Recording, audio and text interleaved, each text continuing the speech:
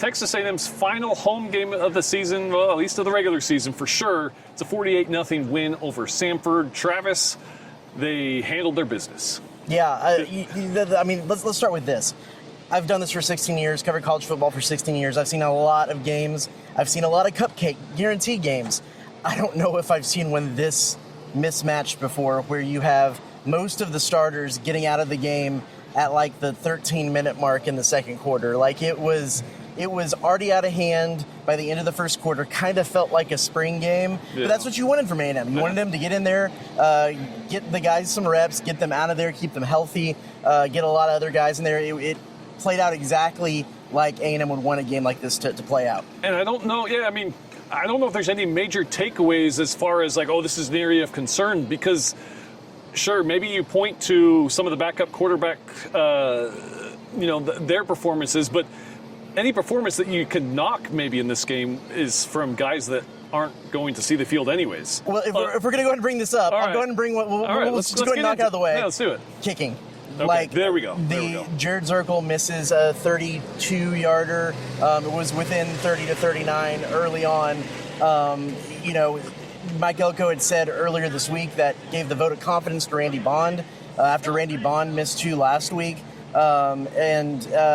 It seemed like they were given this as a tryout for Zirkle, and I don't necessarily know. He did come back and hit 2 more later, but I don't know if I said you'd have confidence in either one of those guys. And if you're going to make a potential championship run, there's going to be an instance where you need a field goal. Yeah. And I don't know right now if you can say you have confidence in either Bond or Zirkle. And that's a little daunting when you look forward, but that's the only thing that you can point it towards. From now on, the days of 48-0 are over. A&M's got Texas. They've got, potentially an SEC title game. They've got playoff games. So in these games where you just assume it's going to be close, kicking's going to be huge. Mm-hmm. And you're right, it doesn't seem like there's a whole lot of confidence in either guy right now. Let's go to, it was senior day. A lot of seniors got some touches. Amari Daniels came back in, has a career day, over 100 yards. I know it's kind of a feel-good story for him because he hasn't gotten the touches he's needed, but just apart from it being cool that, him personally, is this a good sign for the team that Amari Daniels was able to get some rhythm here in this game? Yeah, but I kind of go with Mike Elko a little bit too in, how much can you take from this game? Yeah. I mean, this is, like we kind of started off with, this was a 1-10 FCS Samford team that didn't have a coach.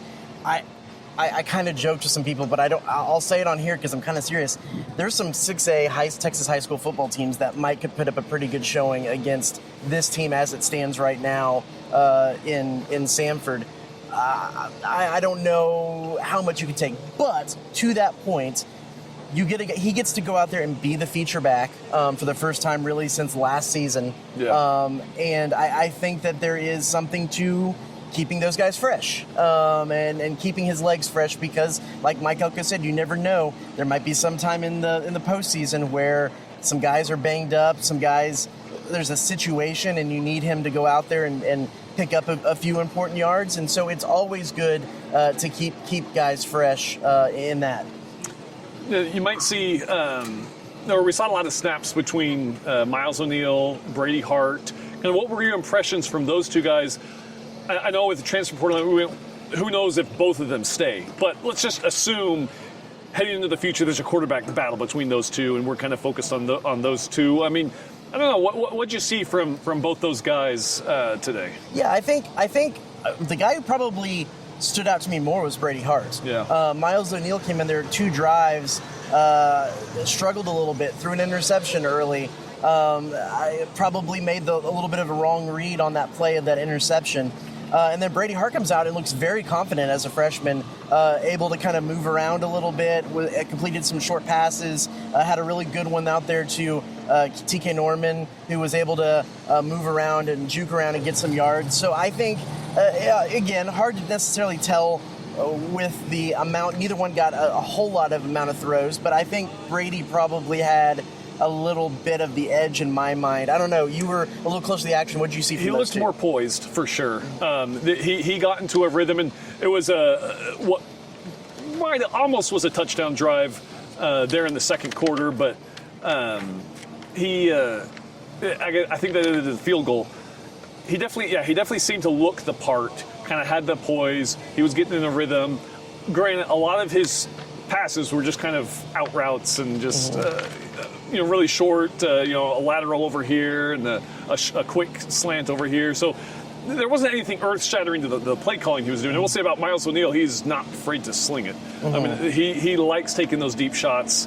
Again, we haven't seen the accuracy with it, but we've seen that in games before where Miles O'Neill's come into play, that he likes to throw it downfield. This might not be a very favorable comp, but when I think back to seeing this guy as a freshman early on, and Miles kind of reminds me a little bit of a Zach Calzada, because he kind of had that gunslinger in him a little bit, liked to whiz the ball around a little bit. So we'll see how that plays out in the future. But at least when I saw freshman to freshman, kind of reminded me of that a little bit. Yeah.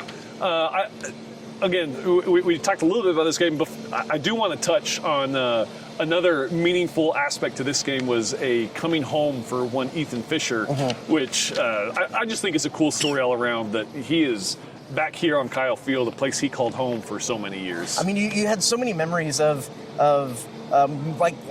let's just go back to what's more iconic at A&M than the introduction, the team taking the field. And there was, for so many years, it was Jimbo Fisher, the team captains, and then Ethan Fisher walking right down there in his jersey on the field. There's so much about that. I wrote a story back thinking of when A&M lost at Alabama. It would have been 2021. I think when it was that last second play they could have done to win it. Ethan Fisher there on the field, like running after a referee because of they thought it should have been a pass interference call against Evan Stewart there in the end zone, and how much a part of the fabric of the team that he was in those years. And cool to see him. And interesting, he's a kicker. He's a backup kicker on the team now, but you think about that wealth of knowledge that he has in being around his dad and being around this program. As a true freshman kicker, he's a signal caller on the side where he's helping signal in the plays alongside some of the quarterbacks. And so it kind of shows how much value his brain is to the program, as much as maybe his leg will be in the future. Well, I'll give you the shout out for helping set this up, because you met their SID, and I talked to Ethan briefly after the game, and he mentioned that sure, there's his wealth of knowledge, but he said he's learned a lot too, kind of the defense of being a signal caller. And he did mention, when I asked him about, looking back at his time here, his favorite memory is that tunnel run out and coming out of the tunnel. Because how could it not, as a kid, to have 100,000 people here? He said he and his dad Jimbo, reminisced this week, and his dad kind of told him, just careful going back there, but have fun, enjoy it. And he even said he went up to Mike after the game and kind of congratulated him and wished him luck, because he wants to see the Aggies kind of finish this thing out. Something interesting looking ahead for this game, of course, the big game against Texas next Friday. As I sat there and watched how easily the defensive line got into the backfield play after play after play. I mean, they held them to 77 yards. They only had 25 yards at halftime. If it really wasn't for that hook and ladder play that they had kind of to start the second half, it would have been even less than that. You kind of have different thoughts and scenarios and way things can play out going in your head when you're watching a game. And there's part of me that's thinking, I don't know if it can get any easier for A&M's defense than this scenario here against this offense. Is that a confidence booster heading into Texas? Or is that you got to take your foot off the gas a little? Even though your foot was on the gas, they came out with energy and everything you need. You just didn't need a whole lot of energy necessarily to beat the Samford team defensively.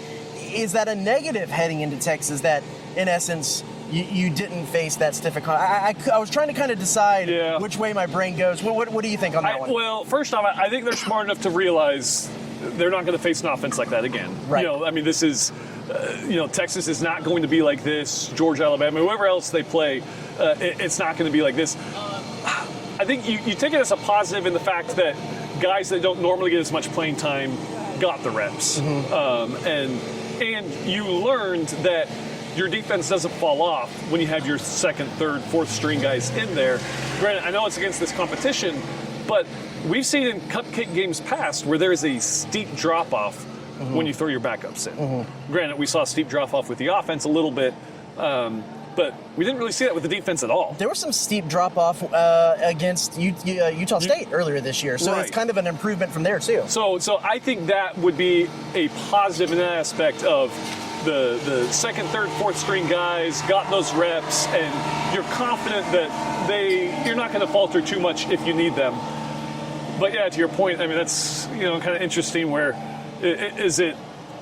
I don't know, too much of false confidence of, the competition is not going to be like this in the future. It seemed like, and at least talking to like Marco Jones after the game, that was understood, and that's more of a thought process that like us in the press box are probably having that they're having in the locker room. But it is interesting to see how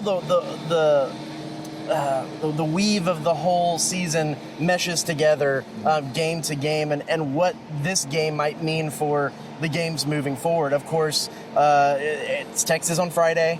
They need to win that game to get into the SEC title game, or they'll need Alabama and Ole Miss to lose if they lose that game to get in the SEC title game. And then there's the myriad of scenarios that can come out of that for the college football playoff. But,